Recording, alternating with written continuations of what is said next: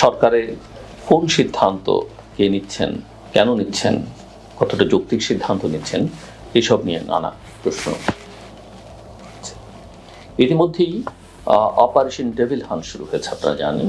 স্বরাষ্ট্র মন্ত্রণালয় এই উদ্যোগ নিয়েছে, যৌথ বাহিনী অভিযান পরিচালনা করছে, অনেককেই গ্রেপ্তার করা হয়েছে। স্বরাষ্ট্র মন্ত্রণালয়ের পক্ষ থেকে একটা ব্রিফিংয়ে বলা হয়েছিল রোববারে যে যেসব দেশে বিপ্লব হয়েছে সেখানে পরাজিত শক্তিকে কেউ রাখেনি, আমরা অতটা অমানবিক হতে পারিনি, পরাজিত ফ্যাসিস্ট শক্তির মতো আমরা অমানবিক ও নির্দয় হতে পারিনি, কারণ মানবাধিকারের জন্য জুলাই আগস্টে আন্দোলন এবং অভ্যুত্থান হয়েছে। কথাটা খুবই সুন্দর, তবে একটা বিষয় মাথায় রাখতে হবে যে ইতিমধ্যেই প্রশ্ন উঠতে শুরু করেছে যে সময়টাতে এই অপারেশন ডেভিল হান্টের ঘোষণা দেওয়া হয়েছে সেই সময় দেশে বেশ কিছু অরাজক ঘটনা ঘটেছে। তার পাল্টে কিছু ঘটবার সূচনা যখন হয়েছে বা লক্ষণ যখন দেখা গিয়েছে তখনই কিন্তু অপারেশন ডেভিল হান্ট শুরু হয়েছে। এবং প্রশ্নটা সে কারণেই যে এর আগে যে অনাচারগুলো ঘটলো সারা দেশে সেগুলোকে প্রতিরোধ করবার, জানমাল রক্ষা করবার কোনো চেষ্টা কেন স্বরাষ্ট্র মন্ত্রণালয় উদ্যোগ নিল না, সেটা অনেকের মধ্যেই নানা সন্দেহ তৈরি করেছে। আর বাংলাদেশে এই ধরনের অপারেশন, সেই অপারেশন গ্রিন হার্ট থেকে শুরু করে তারা আগে করে নানা নাম দেওয়া অপারেশনগুলো নিয়ে কিন্তু নানা সময়ে নানা রকমের সন্দেহের অবকাশ তৈরি হয়েছে, নানা রকমের প্রশ্ন উঠেছে এবং কিছু কিছু যৌক্তিক অভিযোগও তোলা হয়েছে বিভিন্ন মহল থেকে, মানবাধিকার সংগঠনগুলো থেকে, এবং সেগুলোর প্রমাণও মিলেছে। আমরা এখনো 5ই অগাস্টে যে থানাগুলো থেকে লুট হয়ে যাওয়া অস্ত্র উদ্ধারের কোনো চেষ্টা দেখিনি। এতদিনই অপারেশন কোথায় ছিল, কেন করা হলো না, সেই প্রশ্ন কিন্তু তোলাই যেতে পারে। এবং একটা কথা অনেকেই বলছেন যে মানবাধিকারের প্রশ্ন যখন তোলা হয় যে আইনই আছে তল্লাশি আটকের সময়, আইন ও নির্দেশনা ঠিকমতো মানলে সমস্যা হওয়ার কথা না। 5ই আগস্টের আগে থেকে সেনাবাহিনী মাঠে আছে আমরা জানি, এবং তাদের ম্যাজিস্ট্রেসি পাওয়ার দেয়া হয়। দেশে চলমান যৌথ বাহিনীর অভিযানের মধ্যেই কিন্তু অপারেশন ডেভিল হান্ট শুরু হয়েছে। আমরা চাই যে সরকার যেন এই বিষয়ে অত্যন্ত সতর্ক থাকেন যে কোনো মানবাধিকার পরিস্থিতি যেন খারাপের দিকে না যায়, কারো মানবাধিকার যেন লঙ্ঘন না হয়, এবং একই সঙ্গে এটা আমাদের প্রত্যাশা থাকবে যে পুরো বিষয়টা রাজনৈতিক উদ্দেশ্যের জন্য ব্যবহৃত না হয়। অনেকে বলতে পারেন যে রাজনৈতিক উদ্দেশ্যের কথা কেন বলছি, সরকারটা তো একটা নিরপেক্ষ সরকার, নির্দলীয় সরকার। এটা বলবার এখন খুব একটা সুযোগ আছে বলে মনে হয় না, কেননা ইতিমধ্যেই সরকারে থাকা অনেকেই একটা বিশেষ দল গঠন করবার প্রক্রিয়ার সঙ্গে যুক্ত আছেন।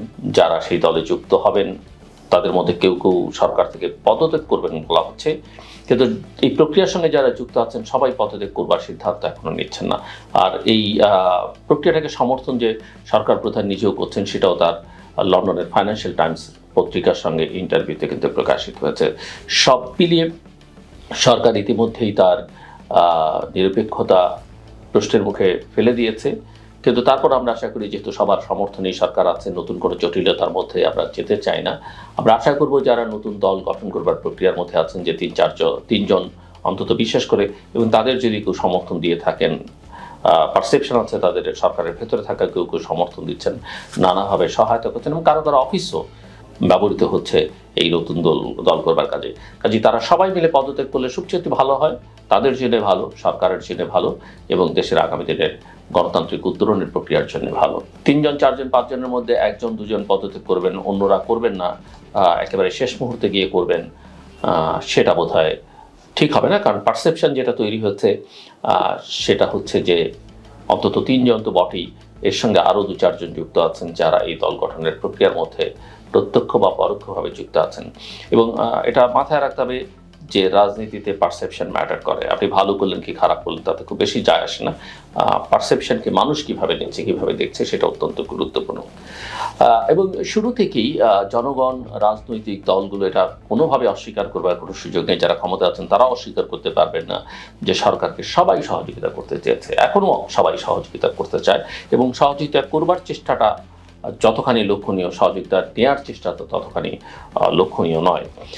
কিন্তু সরকারের ভূমিকা দেখে এটা মনেই হয় যে অগ্রাধিকার ভিত্তিতে যে কাজগুলো তাদের করবার কথা সেসবের দিকে তাদের খুব একটা মনোযোগ নেই। এবং আমাদের উদ্বেগটা, উৎকণ্ঠাটা এই জায়গাটাতে যে কোনো কোনো ঘটনায় মনে হচ্ছে দেশে যেন সরকারের অস্তিত্ব নেই। বিশেষ করে সাম্প্রতিককালে 32 নম্বরের বাড়ি ভাঙচুর থেকে শুরু করে সারা দেশে যে তাণ্ডব হয়েছে, তাতে সরকার, পুলিশ, সেনাবাহিনী কোনো কিছু ছিল এটা তারা প্রমাণ করতে পারেনি। পুলিশ বলেছে যে তারা চেষ্টা করেছেন, চেষ্টার কোনো লক্ষণ আমরা দেখিনি। সেনাবাহিনীকে আমরা 32 নম্বরে যেতে দেখেছি, আবার তাদের চলেও আসতে দেখেছি। কেন তারা গেলেন, কেন ফেরত আসলেন, তার কোনো সুস্পষ্ট ধারণা আমাদের কাছে নেই। সো আমরা যেটা দেখছি যে সরকারের কর্মকাণ্ডে কর্তৃত্ব বলি, দায়িত্ব বলি, এই দুটো বিষয়ের মধ্যে অসঙ্গতি রয়েছে, যথেষ্ট পরিমাণে অবহেলা রয়েছে। এবং এইসব ঘটনাবলীকে উস্কানিদাতা হিসেবে যদি আমরা সাইকোপ্যাথ বা বিগত দিনে ক্ষমতায় থাকাদের অভিযুক্ত করি, তাহলে এখন যারা ক্ষমতা আছেন এইসব ঘটনায় তারা অনেকখানি আশকারা দিয়েছেন, সেটা বললে অত্যুক্তি হবে না। এবং ফেসবুকে যদি সরকারের সমর্থক হিসেবে পরিচিত লোকজন যারা কোনো ন্যায়সঙ্গত কথা বললে অনেকে হঠাৎ করেই খুব ছাপিয়ে পড়েন, সেই আওয়ামী স্টাইলের মতোই নানাভাবে যে যুক্তিগুলো তারা তুলে ধরবার চেষ্টা করছেন, আমরা উপদেষ্টারা তাদের প্রতি সম্পূর্ণ শ্রদ্ধা রেখে বলছি যে ভাষায় তাদের যুক্তিতর্কগুলো তুলে ধরবার চেষ্টা করছেন, কথা বলছেন, কোনো কোনো সময় সেসবের মধ্যে বিরোধ তৈরি হচ্ছে। তাদের একজনের কথার সাথে আরেকজনের কথার আমরা মিল খুঁজে পাই না। এবং কোনো কোনো ক্ষেত্রে তাদের নিজেদের কথার মধ্যে যথেষ্ট পরিমাণের অসঙ্গতি, অর্থাৎ সকালের কথা আর বিকেলের কথাকে একসঙ্গে মেলানো যায় না। এবং এর একটা পরিণতি হচ্ছে যে আওয়ামী লীগকে বাংলাদেশ থেকে নিশ্চিহ্ন করবার ঘোষণা দিয়ে করা এই কাজগুলো আসলে আওয়ামী লীগের পুনর্বাসন এবং প্রত্যাবাসনের পথকে সুগম করছে। মানুষের এক ধরনের সহানুভূতি তৈরি হচ্ছে তাদের উপরে। এই ঘটনাগুলো যদি 5, 6, 7 অগাস্ট হতো, যৌক্তিক হতো না, কিন্তু মানুষ কিন্তু হয়তো স্পন্টেনিয়াস একটা ঘটনা হিসেবে মেনে নিত এবং মানুষের অনেকের কাছে সেটা যৌক্তিক মনে হতো। কিন্তু 6 মাস পরে যখন আমাদের স্ট্যাবিলিটির পথে হাঁটতে হবে, গণতান্ত্রিক উত্তরণের পথে হাঁটতে হবে, তখন এগুলো একেবারেই গ্রহণযোগ্য নয়। এবং জুলাই আগস্টের এই গণ অভ্যুত্থানের ব্যক্ত যে বৈষম্যহীন বাংলাদেশের যে আকাঙ্ক্ষা বর্তমান সরকারের কার্যক্রমে তার প্রতিফলন দেখা যাচ্ছে। এই প্রশ্ন যদি কৌতূহলের, তার উত্তর হবে এক কথায় না, সেটা দেখা যাচ্ছে না। বরং বৈষম্য এবং নিপীড়নমূলক জবরদস্তি, মব জাস্টিস, নিপীড়নমূলক রাজনীতি, মানুষকে ভয় দেখানো, আতঙ্ক তৈরি করা, সৃজনশীল কর্মকাণ্ডের উপরে আক্রমণ করবার যে প্রবণতাগুলো তৈরি হয়েছে, তা পুরো গণ অভ্যুত্থানের আকাঙ্ক্ষার একটা বিপরীত। এবং ওই যে সাইকোপ্যাথের কথা বললাম, বা শেখ হাসিনা থেকে শুরু করে আওয়ামী লীগের সুবিধাভোগীদের বক্তব্য এবং ভূমিকা থেকে যেটা মনে হয় যে তাদের বিন্দুমাত্র অনুশোচনা হয়নি। আমি একথা বারবার বলছি যে তাদের মধ্যে আমি কারো মধ্যে কোনো রকমের ক্ষমা প্রার্থনা তো অনেক দূরের কথা, অনুতাপ, অনুশোচনা, কষ্ট সেটা দেখতে পাইনি। এবং তারা যদি কোনো ধরনের চক্রান্তের পথে যায়, বাংলাদেশের জনগণকে তা মোকাবেলা করতে হবে এবং আমাদের সবাইকে মিলে সেটা করতে হবে। কিন্তু সেটা মোকাবেলার নামে একটা বিশেষ গোষ্ঠী আবার তাদের নিজেদের রাজনৈতিক স্বার্থে যেটা করছেন, সেটা করতে থাকলে, অব্যাহত থাকলে জনগণকে কিন্তু আবার এক করা অনেক কঠিন হয়ে দাঁড়াবে। অর্থাৎ সেই চক্রান্ত মোকাবেলায়, শেখ হাসিনার বা তার দোসরদের চক্রান্ত মোকাবেলায় অন্তর্বর্তী সরকারের দায়িত্বটাই কিন্তু প্রধান। কিন্তু সরকারের মনোযোগহীনতার কারণে এবং এই সহিংসতা এবং বৈষম্য বৃদ্ধির রাজনীতি যদি বাড়তে থাকে, বিভিন্নভাবে জনগণ যদি নিরাপত্তাহীনতার মধ্যে পড়তে থাকে, তাহলে সেই চক্রান্ত মোকাবেলা করা সহজ হবে না। মানুষ নানা কারণে অতিষ্ঠ, আইন শৃঙ্খলা পরিস্থিতি খুবই খারাপ, দেশে চুরি, ছিনতাই, ডাকাতি এগুলো বেড়ে গেছে, দ্রব্যমূল্যের ঊর্ধ্বগতি মানুষের জীবনকে অতিষ্ঠ করে তুলেছে। সো আইন শৃঙ্খলা পরিস্থিতি, হামলা, ভাঙচুর এই ঘটনাগুলো কমছে না, বরং সারা দেশ জুড়ে বাড়ছে। এ কারণে সব পর্যায়ে একটা নিরাপত্তাহীনতা তৈরি হচ্ছে, ফলে অন্তর্বর্তী সরকারের পক্ষে জনসমর্থন উল্লেখযোগ্য মাত্রায় কমছে। যেটা একেবারে উঁচুতে ছিল সেটা ধীরে ধীরে তলানিতে গিয়ে ঠেকছে। এবং অনেকেই বলছেন যে বিক্ষুব্ধ জনতা এইসব সহিংসতা করছে। এটা আমরা প্রধান উপদেষ্টার বিবৃতিতে দেখলাম, এটা আমরা সরকারের বক্তব্যে দেখলাম, কিন্তু বিক্ষুব্ধ জনতা নিজে কিছু করেনি।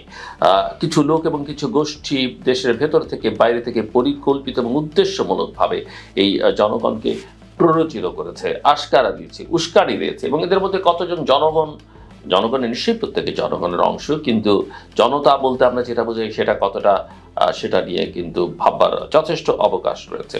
এবং এই রাজনীতি এবং বিভিন্ন ধরনের সহিংসতা বা সংঘাত সৃষ্টির পেছনে দেশি বিদেশি নানা জনের ভূমিকা থাকতে পারে। আমি এই কথাগুলো ইঙ্গিত করবার চেষ্টা করছি, অনেকদিন ধরে বলবার চেষ্টা করছি। সো অপারেশন ডেভিল হান্টের প্রসঙ্গে যেটাতে আমি কথা শুরু করেছিলাম, যৌথ বাহিনীর ভূমিকায় বা পূর্বের ভূমিকার কথা কিন্তু আমাদের খুব সহজেই মনে পড়ে যায়, এবং বিভিন্ন সরকারের সময় যৌথ বাহিনীর এই ধরনের অপারেশনের রেকর্ডগুলো কিন্তু একেবারেই ভালো নয়। আওয়ামী লীগ আমলের যে পুরনো ফর্মুলা, সেই ফর্মুলাই এখন চলছে, সেই ফর্মুলা এখন মামলা হচ্ছে, সেই ফর্মুলাই আদালত, পুলিশ, যৌথ বাহিনী এদের যেভাবে ব্যবহার করা হয়েছিল, এখনও সেই একই ধরনের তৎপরতা আমরা দেখতে পাচ্ছি। কথাবার্তার ধরনে একই রকম। প্রত্যেকে কাজ করবার সময় ভাবেন সরকারে যারা আছেন, বিশেষ করে ছাত্র নামে যারা আছেন, তারা কি ভাবছেন, তারা কি বলছেন, সরকারে বা সরকারের কাছাকাছি যারা আছেন, সেটা একটা গুরুত্বপূর্ণ বিষয় হয়ে দাঁড়িয়েছে।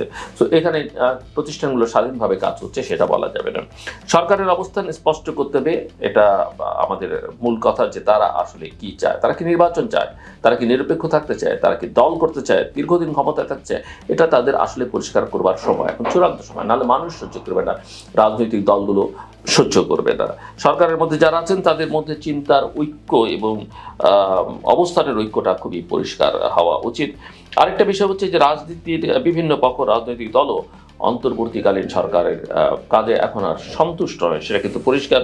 সাম্প্রতিক সহিংসতার ঘটনা কোনো রাজনৈতিক দল সমর্থন করেছে, এমনকি কোনো ছাত্র সংগঠনও সমর্থন করেছে, আমরা বিভিন্ন পত্রপত্রিকার রিপোর্ট থেকে কিন্তু সেটা দেখতে পাইনি। প্রধান উপদেষ্টা সমর্থন করছেন না, সরকার সমর্থন করছে না, কিন্তু তাদের বিবৃতিতে যথেষ্ট কন্ট্রাডিকশন রয়েছে। সেটা বলা যায় অতীতের মতো বিচার বহির্ভূত হত্যাকাণ্ড বা তৎপরতা, হয়রানি করা, গোয়েন্দা সংস্থাগুলো এসে তুলে নিয়ে যাওয়া এবং পুরনো দিনের মতো সেই গল্প বানানো, এগুলোর কিছু কিছু লক্ষণ কিন্তু এখনো দেখা যাচ্ছে। সো পরিস্থিতি দেখে মনে হচ্ছে যে যত দ্রুত একটা নির্বাচনের দিকে যাওয়া যায় ততই দেশের জন্য মঙ্গল, এবং সরকারের সেটাই প্রধান কাজ হওয়া উচিত। এবং তারা যত শিগগির একটা নির্বাচন দিতে পারবেন, আমরা তত দ্রুত অনিশ্চয়তার হাত থেকে রক্ষা পাবো। কেননা বাংলাদেশ এখন অনিশ্চয়তা, অস্থিরতার একটা দেশ হয়ে দাঁড়িয়েছে। এখান থেকে বাংলাদেশকে মুক্ত করা অত্যন্ত জরুরি। আমার কথা শুনবার জন্য আপনাদের অসংখ্য ধন্যবাদ। আপনারা সবাই ভালো থাকবেন এবং নিরাপদে থাকবেন অবশ্যই।